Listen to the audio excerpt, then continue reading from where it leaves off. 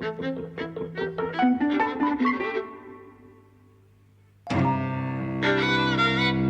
and welcome to Eavesdropping at the Movies. I'm Mike. And I'm José. And today we've seen Ma, which is a Blumhouse film, horror, which I was really looking forward to from the trailer. What about you? Not really. I mean, I love Octavia Spencer, so I thought I should see it. And, you know, horror is probably the genre that my students like best, so I always feel I need to be informed about it. Okay. But, you know, I don't particularly like horror. Well, you have an interesting sort of attitude to horror because you constantly say, I don't like being scared, but they are the films that recently I think you've been very interested in. Yes, I mean, I think it's the genre that has the most interesting things to say about the culture that they're made in. They're often very critical and they often deal with very serious issues and so on. And they're very good, right? Like, I think it's one of the most interesting genres at the moment. I just don't like, the gory. I don't like being scared. Yeah. Well, and I'm very, as you know, very easily scared. Yes. I jump all the time. There's one particular jump in this which really got you. So Ma is, from the trailer, I really like the look of it.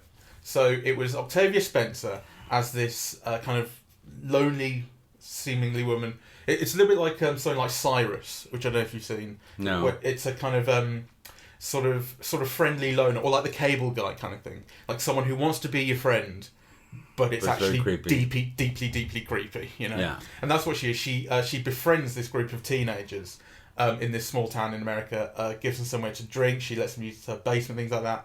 But she's a bit too friendly, and you're not quite sure what's going on. And that's the kind of spoiler-free premise. Yes.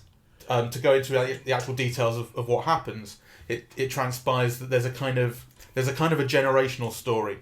That all these kids are the children of people that she went to school with, and there is something that happened to her in her past, which all the parents did when they were at school. That she's held onto a grudge about it for a very long time, and she starts to see a way of getting revenge. Something like that. It's not. She doesn't seem to have a plan really. Yeah. Well, I mean, let's backtrack, because in a way I think the plot is the least interesting thing about this film, and in fact I think it's its greatest weakness, because I think it's kind of dumb, basically. Right. So it's kind of an excuse, a poor one, around which to hang certain really interesting things, I think. So for me the film stands out for two reasons, really.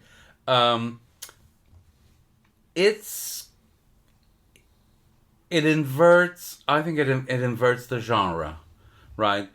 So it's not Freddy Krueger, it's Ma, right? It's a film that really focuses on women. I think almost all the most prominent characters in the film are women. Mm-hmm. Yeah, the Juliette Lewis character, Ma herself, the girls, the daughters. It's very interesting. The boys are more peripheral. The boys are more peripheral. And actually, I think very interestingly, the boys are also the object of desire. I mean, kind of the boys in this film are sexualized in a way that the women aren't. That's very true. Which is very interesting. There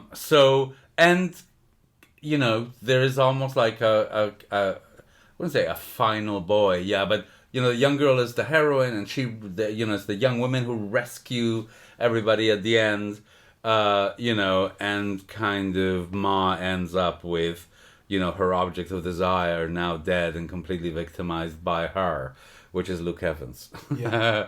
So I think it's it's a weirdly interesting film. It is interesting. I wasn't crazy though about how it was kind of visualized and shot and edited and things like that. I think there's the occasional shot which is quite interesting to look at, but for the most part, it really looks like a film that is shot cheaply and quickly. It's very interesting. I do know what you mean, but there were moments where you think, oh wow, that's amazing. So, there was the split diopter shot with Ma in the foreground, behind a wall, listening to the characters in the background. That's right, and everything in focus. And I thought, oh wow, that's wonderful. Yeah, but it's true there wasn't very much of that. But maybe that's kind of a nitpick, because I do feel like it's a film that through the way it's made, and actually through some of the writing things as well, doesn't make enough of its premise. I think the idea behind it, the idea behind the story as well, though you kind of decry the plot for not being very interesting. I think there is something interesting in it that is not quite made enough of. This kind of generational sort of thing of the children, in a sense, being made to pay for the sins of their parents, kind of thing, could be much more interesting than it is made of. I think it's a stupid premise. I mean, I think, the idea that somebody humiliated in high school ends up kind of becoming completely demented as a result of it, and, commits all of these crimes is to me banal. I mean, everybody's traumatized by high school. It's quite a severe humiliation, though, and a sexual abuse as well. She is lured into a closet, the janitor's closet at school, with this note from Ben, who is the Luke Evans character. I know. Saying, meet me in the closet. I know, but and then everyone's there to watch her as she's revealed that she was not with the guy she thought she was. That's severe. But it's severe, but it's also, if you're going to do it, you have to do something more interesting than this. I mean, the film that most closely comes to mind in relation to this is Carrie, right? Which is about high school, and it's about outsiderness, it's about humiliation. But my God, that film is like kind of truly terrifying, and it does so much else in terms of mother-daughter relationships, and and the high school. I mean, I think it's just banal. Really. I agree that it's not good enough, but I think but there is something and that's kind of what I'm saying. Like there is something in the premise that is not made enough of, but I do still think it's an interesting idea. And it comes through kind of in part, like for instance, the characterization of Ma is, you describe her as demented, and it's not entirely true, because she is someone who is in control of her actions and understands her own trauma. Do you know what I mean? It's not like she's just been turned mental by what happened. She is kind of in control of herself and has a purpose to what she's doing. Well, and understands how she's taking it out on people. But she's also nuts. I mean, so when you say she's in control of herself, actually the most interesting moments in the film is when she's not. When she slaps them, right? She loses control at the party in the house. Or when all of a sudden, kind of in the supermarket, she goes nuts. Or when she runs the woman over in her car. I mean, come on, she's out of control. That's the whole point. What she's doing to her daughter, is wanting to have control, but really not having it. And I think, that her situation at work is exactly that. It's kind of, I mean, she's never in control of her own destiny. There's always a boss, kind of bringing her out of her reverie, which she's very resentful of. So I think she would like to have control, but I don't think she has it, And really, I think the most interesting moments are when she loses it. The bit with the gun, right? Yeah, which is kind of, when she makes the boy undress. Yeah. Right? Like, there's always this recovery. Haha, just kidding. I'm not really this crazy.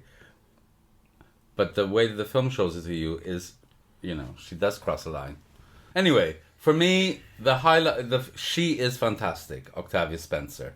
The film is built around her. It's a vehicle for her.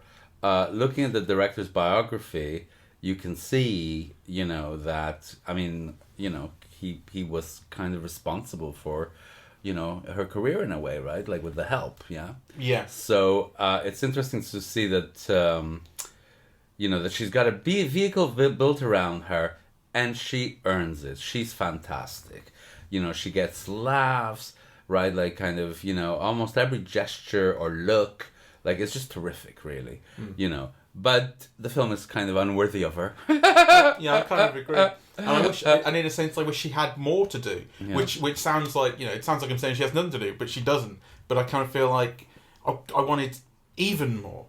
I think it's a really interesting film because, I wasn't aware. So the whole publicity has been around Octavia Spencer. But it really has an incredibly starry cast. Or, maybe stars from yesterday. But for example, as soon as Juliette Lewis appeared on screen, it just made me so happy. I know, I could hear. Yes, I know. I know, and actually the thing is, when she was at the height of her career, I didn't particularly like her that much. I mean, I found her too mannered. But actually there's something about the way that she looks now. She looks her age, and she looks lived in, and also, she was also able to kind of, get effects with almost every gesture, right? And kind of, she's really, really good. She's terrific. I mean, just the way that she looks at her daughter, often the way after she's turned away, right? Yeah, kind of, you know, she's an actress who knows how to make the most of her moments. And it was a joy watching her, actually. I also was surprised to see Alison Janney as the vet, right? You know, kind of, she's very mean and very sharp. I think they could have done more with the image of her, you know, where she's jailed in the kennel. Yeah. And I think that was worthy of a more symbolic and significant image than the film gives her. It's a tiny part. Again, I think she's very good, if less starry in it. And again, I was completely surprised to see Luke Evans in it, really. Another one who got little explosions. Ooh, Luke Evans. I know, well, they're not in the poster, so it was like literally a surprise, right? Yeah. So that was all kind of, I thought it was a joy to watch them. The kids were all incredibly good as well, I must say. Like, this is a director who's very, very good with actors. I really couldn't fault anyone. But I was a bit bored halfway through the film, yeah. Okay. Yes. I never got bored. I must say, I was engaged all the way through, although I was kind of thinking this is a very middle-level sort of... It's the whole way through I'm going, I'm enjoying this right now, and I will forget it straight away once it's done. Well, actually, it's interesting, because I was quite bored throughout, and then when I began kind of thinking a little bit about it, it kind of, in a way, became more interesting, but I suppose that's the difference between intentions, you know, and results, because I do think that, like, you know, centering it all on women is really interesting. Making the men the cause of the humiliation, which often in horror films it's the women who causes the male humiliation, and therefore he becomes Freddy Krueger or something like that, right? You know, I thought that was interesting. Making the men the objects of desire. I mean, you know, they are actually spectacularized, right? So, you know, that thing of where Ma, you know, points the gun and asks the guy to take his clothes off, and you go, oh, hello, what a body, right? Like, the camera is making you look at that body in a particular way. And then with Luke Evans kind of tied to the bed, right? And completely at Ma's mercy. It's kind of... And it doesn't quite... I mean, it doesn't show you a kind of full-on nudity, but there's a point where she grabs his cock and you see it. Yeah, she grabs his cock, and you do see it, and she's kind of debating whether, oh, should I cut it off or should I not? I know. And I knew that a moment was coming when the scene started, really. Yeah. But I didn't expect it to be quite so graphic. And it's not like graphic, it's not like full frontal straight on, but it's a moment and you see some flesh. Yeah, well, you see a penis. Yeah, exactly. So, which then I thought, and this is maybe part of the problem with the film, right? Because it's not brave enough, and then it somehow exceeds the norms as well. So it's a combination of, you know, two extremes. Because why have that towel around Luke Evans' crotch? I mean, he's supposed to be a prisoner, right? And I'm not saying show him full frontal, but actually, you know, there are more striking, imaginative, symbolic, sexy ways of showing him tied to the bed than just to, like, drape a towel over his riff. Like, you know, the serial killer mom, you know, is going to care to put a towel. There were things that struck me as artificial for the sake of getting a different certificate, because it's not an 18, it's a 15. Right. You know, and were the film more explicit? It would have, yeah. Because actually later on in that scene where she slits his wrist, yes, it cuts very quickly, and I really noticed it cuts from kind of her face to his face, and you don't see very much you don't see very much blood, basically. Yeah. It cuts away from it quite quickly, and I thought, you know, that strikes me as editing around something. Yeah, around the rating that will make it make it a high rating. Yeah. And but Blumhouse is not a company that strikes me as it's not a company that strikes me as one that would do that. Like, they tend to be, I'm trying to think of how to phrase it. Like, you know, you get these smaller sort of production companies these days, like Annapurna, or A24, that kind of, they're making these slightly lower budget movies that seem to give the people behind them a lot more freedom creatively. Like, this is a film that cost $5 million. Horror is as cheap as it gets. Really? This cost with this cast, it cost $5 million? Yeah. That's oh my God, so they must all have a backhand deal for sure then. Well, I don't know, but that's the figure that I read. And so you just kind of, you feel like there should have been the freedom to make those decisions. I don't know why they would have restricted certain things. Yes. For the right, I don't know. I think it was a mistake, and maybe the budget came into it as well. I thought the scenes where she has all the teenagers captured and chained into dog collars, I mean, again, you know, it's just so visually uninteresting. Like, you know, when you think of what could have been done with that, both in terms of creating tension, you know, in terms of making it creepy, but also, you know, kind of doing something kind of visually dazzling with that, right? Yeah. It's like all the elements are there. And, you know, the film is like as if I would have shot it in my living room with a wide-angle lens and, you know, no point of view on it. It's just, it's banal looking, actually, all those things. Yeah. All those scenes in the basement. That's what I mean when I say it looks like it was shot quickly. Yeah. You know, okay, I see now, I get it. So, and I did find it boring, you know, in the sense that I thought, well, you know, it's a horror film. Like, when's the killing going to begin? And, you know, kind of, I think the film is almost over before something really happens. Yeah, well, I guess it depends on what your expectations are, because I suppose when you see a film with a load of teenagers drinking, you're like, well, all these guys are going to die. That's how these films go.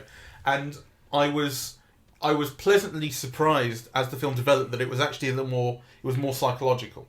And it was more, it was about Ma and her past, and the idea of, as I say, that the paying for the sins or whatever.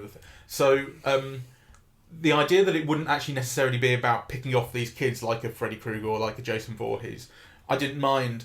But on the other hand, it wasn't psychologically creepy enough. Like there wasn't enough tension. No, and actually the thing is that it's all about Ma, but it's all about Ma as a series of effects.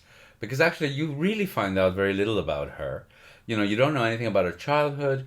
You know, you don't know how she got pregnant and had a child. You don't know what happened to the husband. Yeah. You know, you have a vague sense that she's poisoning her child to keep her at home and keep her safe from the bullying she endured. But actually, there also seems to be more than that that's not explained. Yeah, they put this Munchausen's by proxy thing going on with her daughter, where her daughter can clearly walk, and you see her doing so, but she keeps her drugged and keeps her away from school.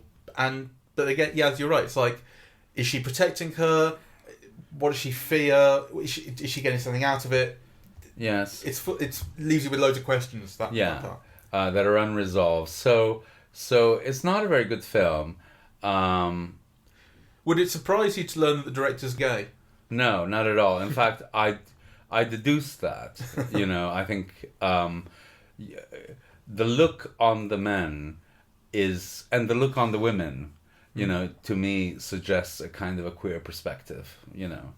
And actually I think the film does all kinds of interesting things. I mean, you know, this is kind of a vehicle for a middle-aged, you know, black actress, right? You know, so that's already interesting.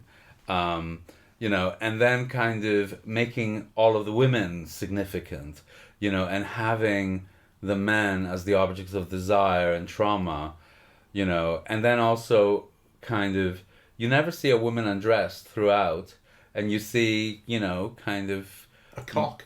You see, yes, and two men kind of like, you know, splayed out for you to look at. Yeah. So to me, it was very clearly, you know, I mean, I could imagine, I suppose, as well. I wouldn't have been surprised had a woman directed it, because I actually went in knowing nothing about this. Yeah. But, you know, it doesn't surprise me that it's a gay director. No.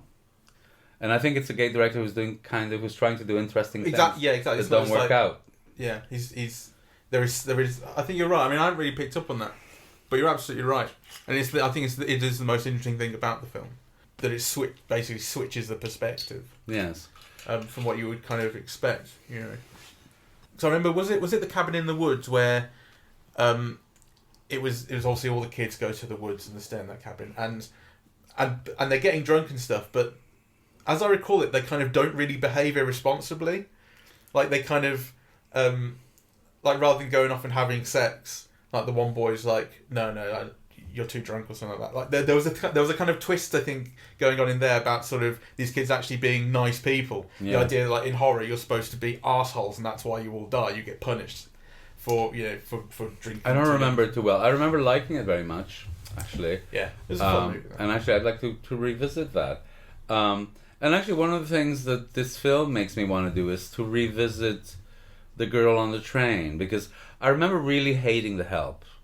Right, and I thought The Help was so super schmaltzy. These are all films directed by the same guy. Tate Taylor is his name. The Help was a big hit, but I thought it was schlocky and emotionally manipulative and so on. The Girl on the Train I thought was really good. I like that film a lot. Yeah. So he's an interesting director actually, and seeing this film, even though it's not very well realized, really makes me want to revisit The Girl on the Train again. Because and really, like, he is terrific with actors, because the actors were the best thing about The Help, and Emily Blunt was fantastic in The Girl on the Train. And now, because this is a really great performance, I think, from not only Octavia, but also Juliette Lewis, and the young girl whose name is... Diana Silvers. She's wonderful. Yes, Diana Silvers. Who was in... She was in... And McKaylee Miller was also very good. Both of them were really, really good. Oh, The Friend, yeah. Yeah. Diana Silvers was the girl in Booksmart. Oh, right. The other girl fantastic. gets together with. Yes, of course. Yeah. Right. She's very good. She's very striking as well, you recognise. She's very beautiful. Though she's beautiful in a way that can pass for ordinary, which is very interesting. She's got she's got a little bit of an Audrey Hepburn thing.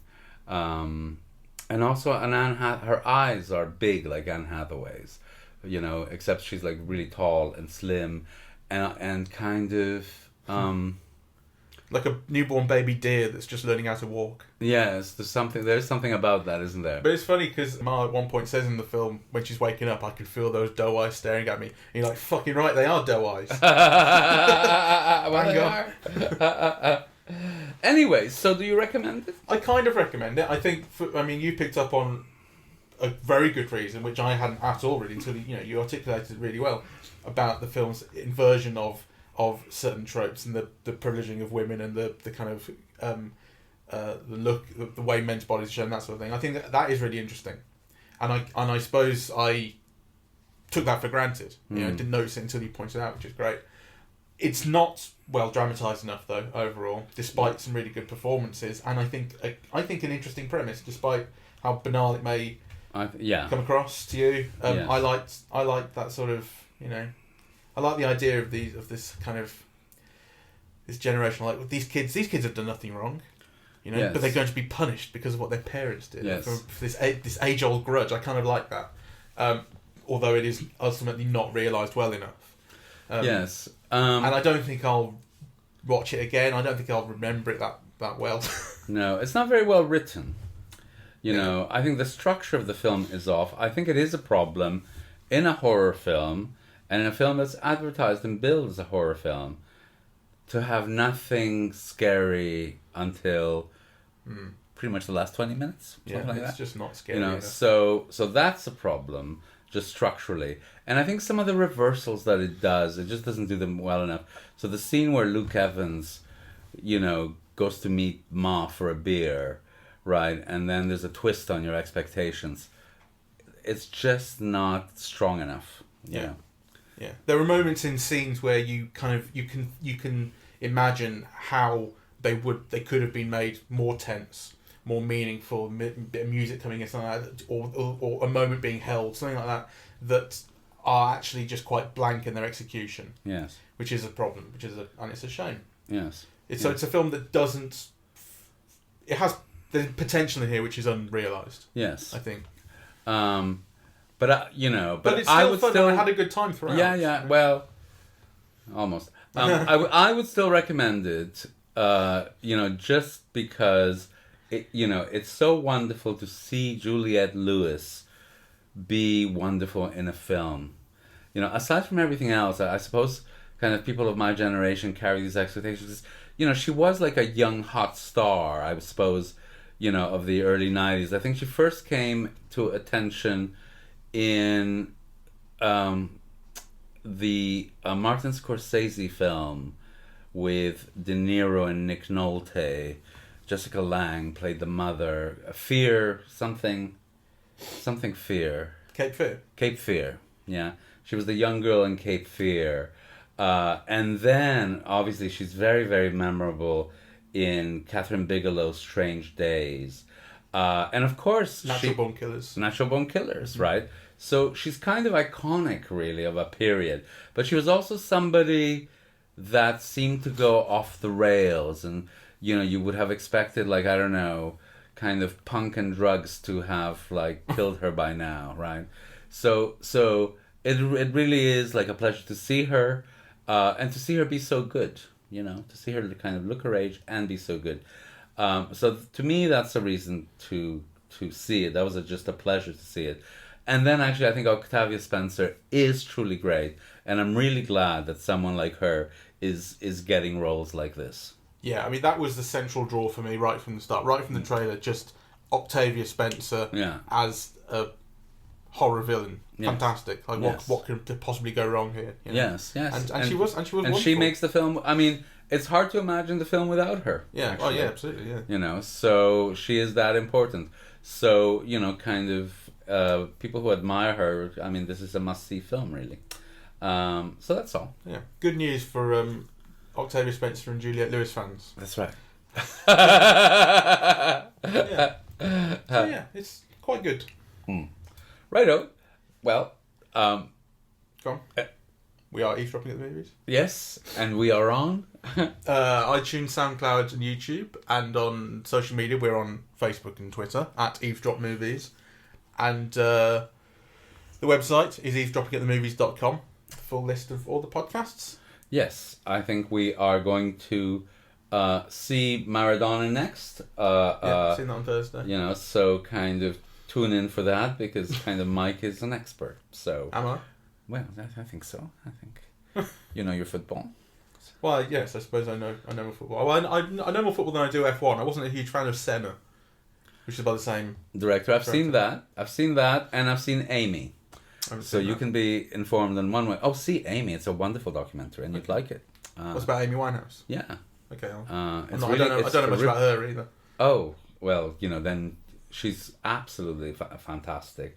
And it's a great documentary as well. Okay. Well, so I'll watch that in the next couple of days. Righto. Do my research. Okay. Because there's nothing we like more than planning ahead and doing homework. Yeah. You will love Amy. Well, let's hope so. I hope I like it more than Senna. Yes. Which I wasn't. Well, you will. Anyway, right. That's for Thursday. Thank you very much for listening. Bye bye.